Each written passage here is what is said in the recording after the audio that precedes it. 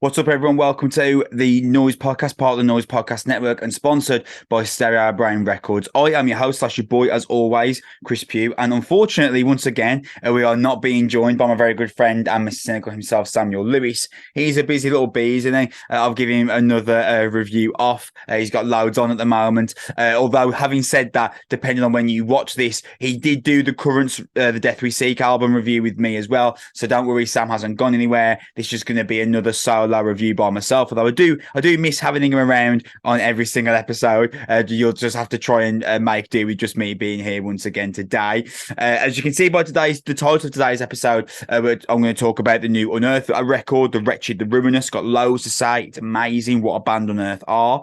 Before I jump into all that, let's tell you who we are. The Noizze Podcast is a fortnightly, at the very least, a fortnightly rock and metal podcast, part of the Noizze Podcast Network and sponsored by Stereo Brain Records. We usually come to you, I say, once every fortnight because we pick an album that we have things to say about, that we have interest in, and we always complete an episode specifically on that band slash album. We've recently had episodes where I reviewed the new excellent Jesus Piece record. We've done Suicide Silence, Bury Tomorrow, Adam Vallely, the excellent Adam Vallely, I should say, interviewed Death Goals very recently on the channel, so please go back and check all of that out. We've also got upcoming episodes on Veil of Maya, the Acacia Strain, Cattle Decapitation, and Devil Driver in the next few weeks alone. So there's no better time than now to support us. And how would you do that? Well, the best thing you can do to support us is by liking, slash subscribing, slash following, depending on whichever platform you use for podcasts. And we are available on all those platforms: YouTube, Spotify, Apple Podcasts, wherever you get your podcast. Me and Sam will be there. You can follow us on Twitter at Noizze Podcast and drop a comment slash spread the word about us. That is by far the best way you can help myself and Sam and the Noizze Podcast Network out. I'm not going to hang around here. There's no reason for me to kind of talk about the context or background of Unearth. If you are an Unearth fan, then you'll already be here. You'll already know the history of Unearth, so let's just go straight in. The Wretched and the Ruinous is the 8th studio album from the Boston metalcore crew, and it's released on May 5th via Century Media Records.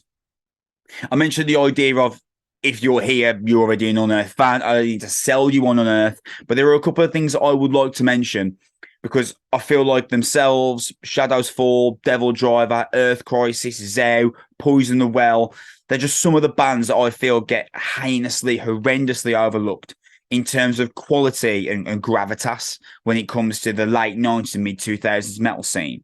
If you think about The March, which came out in 2008, I believe, by Unearth, that is an all-time great metalcore album, no questions asked. You simply, if you haven't listened to the album, you simply must. Although I'm assuming if you're here, you're a big Unearth fan, so you will already know that. But Unearth, they're one of those bands that, not that Spotify monthly listeners really mean much, but 200,000 monthly listeners on Spotify, which is great in comparison. You know, most bands would sell a limb to get such a large monthly listener fan base. But when you put that into the wider aspects of what else is happening in metal at the moment, Unearth just deserves so much more than what they get. They deserve countless amounts more recognition than they get, and it really bothers me that the largest platforms for alternative music seem to kind of pretend that Unearth exist, and when actually most of the bands that they have championed over the past 10 years simply would not be here without bands like Unearth. I'm wearing a Shadow of Intent t-shirt here. Would Shadow of Intent exist without Unearth? It's debatable. We could have the argument, but at the very least, Unearth are a band that would have influenced Shadow of Intent, if not influenced the band that then went on to influence Shadow of Intent. When me and Sam reviewed the last, unfortunately, since they broke up, Every Time I Die album, Sam made this great comment where he said that every time I die, your favourite band's favourite band. And I think that when it comes to metalcore, the real classic metal, the classic great metalcore bands, Unearth would be your favourite metalcore band's favourite band. So I feel like at this point in their career, they've got nothing to prove. Unearth undoubtedly opened doors for countless bands. I just wish that was recognised more heavily across alternative music, especially when it comes to press. I'm not going to talk about the title track because that's a single. I'm not going to talk about Mother Betrayal because that is a single. And also, I'm going to leave Into the Abyss alone because that is also a single. And again, if you're here, you're a big Unearth fan and you would have probably already heard the singles. So who cares what I think about those? What I will do is jump straight into Cremation of the Living because my good, this album is so brilliant. And burst at the gate with this like high octane thrashing edge that the band are well known for. There's these galloping drums from Mike Justian. It's great to have him back, by the way. I believe this is his first album since 2007. I think he left the band in 2007 for an extended period of time. From that point, you know, you've got this classic Buzz McGraw moment in the verse where he just quickly chimes in to the sweeping technical lead riff that just adds this heap of extra flavour to Trevor Phipp's bellows. It's just classic Unearth. There's this huge bleed from within like chorus screams of Cremation of the Living. And I mean that entirely as a compliment, by the way. That's not me trying to claim that Unearth are ripping off or needing to borrow from Bleed From Within. But if you think about Bleed From Within as one of the undoubtedly better modern metal, or you know, if you want to call it metalcore, modern metalcore bands, it's nice to see that Unearth are kind of flittering in that scene in terms of a modern sense. And then it breaks out into this stomping, hardened riff before you get one of Buzz's patented solo grooves that kind of puts the track into the climax. And when you take the title track and then add Cremation of the Living to it, you've got this beautiful, punching, harrowing 1-2 duo. And the album just does not stop there, because following up with that, you get Eradicator. It's got this splitting, intermittent rhythm riff style to open, and it's similar to the kind of technique that Knock Loose used on A Tear in the Fabric of Life. And I suppose if you're an Unearth fan and you're listening to this, first of all, thank you.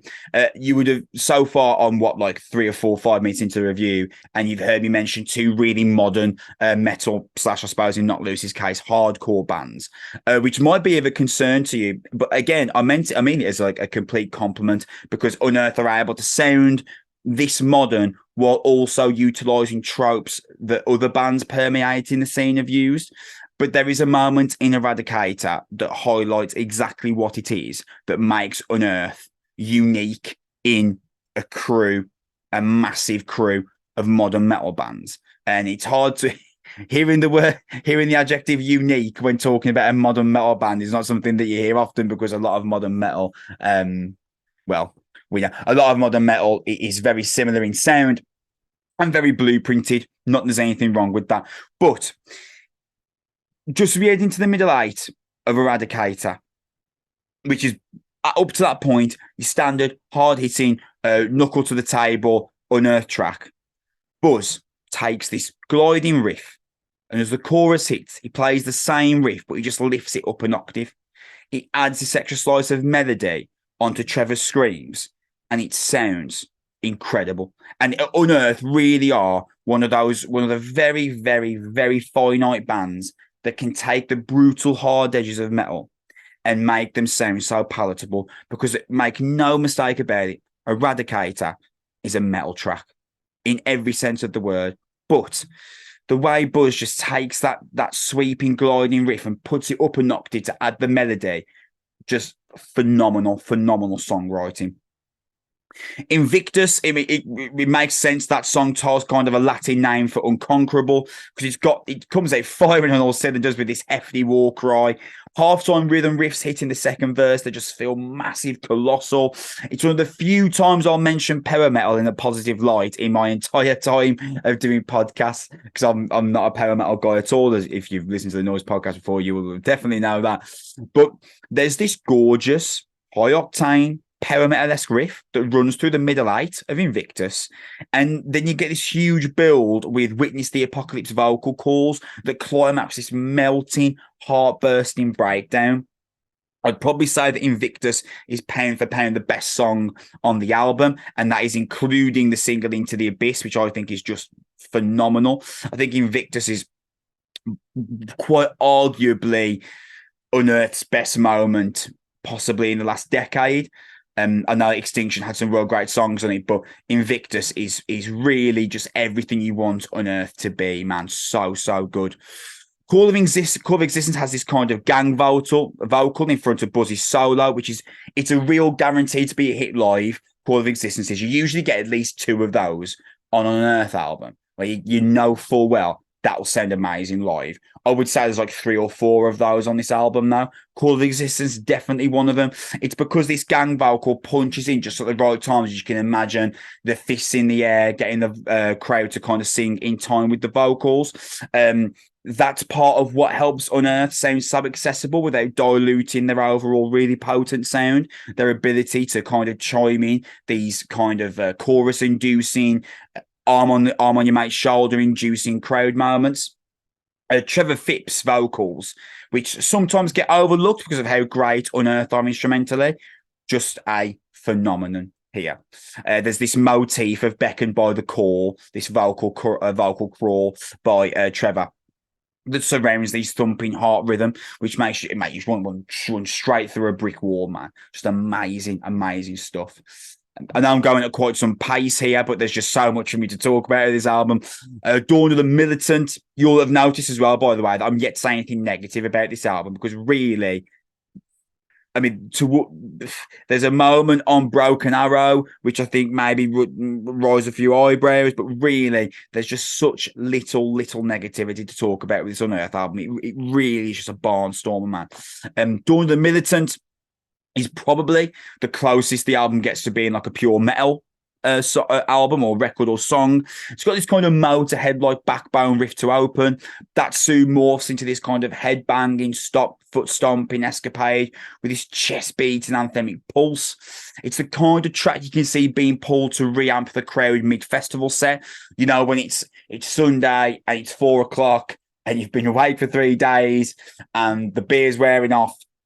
And the band on the main stage is aware of that.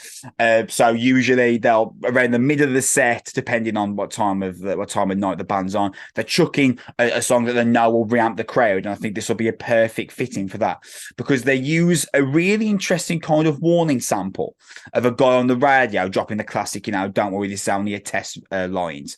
But they use the warning sounds to cut in between the breakdown riffs that follow. And it just sounds incredible. Trevor does this bellows of I am the destroyer of worlds as this warning sample kind of slices in between the breakdown riffs. Just amazing, man. What a band. An Era is your instrumental break. Not really much to say there. Beautifully performed, but it's just standard instrumental. Into the Abyss, of course, being the single. And then you get to this closing duo of Broken Arrow and Theatres of War. Broken Arrow is possibly the one moment on the album where for me, I wasn't entirely sure whether I was in on it. And that's because it's probably the most like uncontrolled and chaotic Unearth track I've heard in quite some time. It's almost like 3 minutes of like no holds barred bloodletting, which so far sounds like, well, Chris, how could you possibly have a problem with that? Sounds amazing. And there are moments in the song where it really is, but there's just this chaos of gang vocals, dual layered vocal choruses, interspersing hard rock solos, and it's almost like there's 4 bands into one song. And I'm not sure how it sits with me. I'm going to have to go back and listen to it a few more times. It's a huge amount of ideas to digest in one sitting.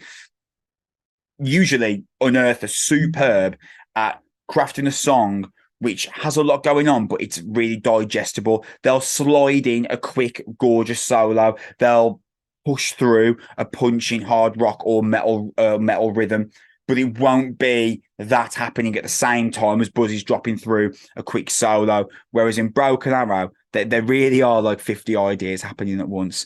I'm going to go back and listen to it a few more times. I'm not 100% on it. At the very, very least, though, it's intelligent songwriting, and it's possibly the most interesting moment on the album, because up to that point, it's like unquestionable greatness for the entirety. Whereas Broken Arrow just kind of takes this quick little left slide to the side, and I'm not sure how I feel about it.